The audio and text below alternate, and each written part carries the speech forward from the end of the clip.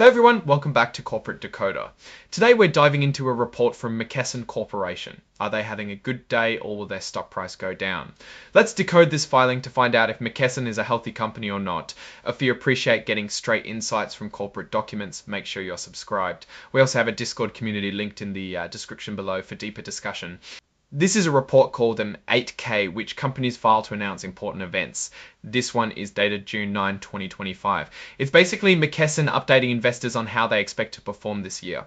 McKesson's executives are meeting with investors and analysts to discuss their plans for growth, how well they're running their business, what's happening in the market, and their financial outlook.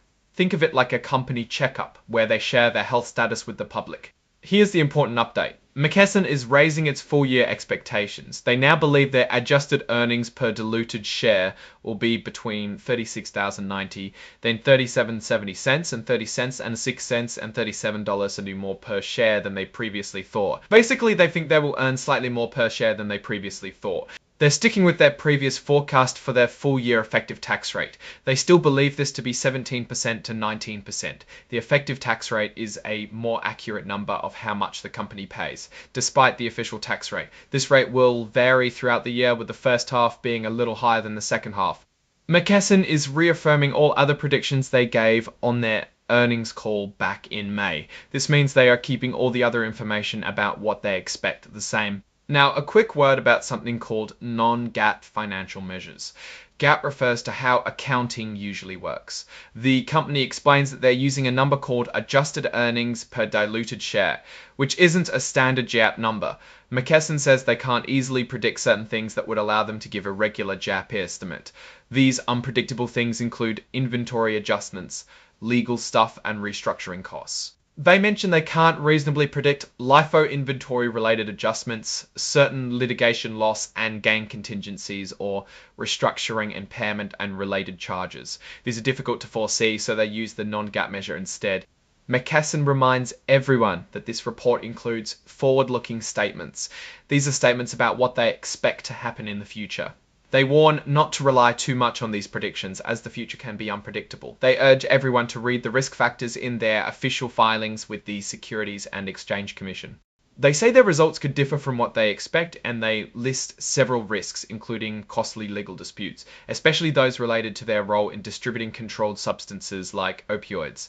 McKesson has had a lot of legal trouble surrounding this, which can cost them a lot of money. Other risks they mention include problems with their computer systems, like cybersecurity incidents and difficulties with suppliers or customers. McKesson is also affected by changes in healthcare laws and the economy. And finally, the report is signed by Britt J. Vitalogne, the Executive Vice President and Chief Financial Officer of McKesson. Now let's give our take on McKesson based on this report and what we see in the market.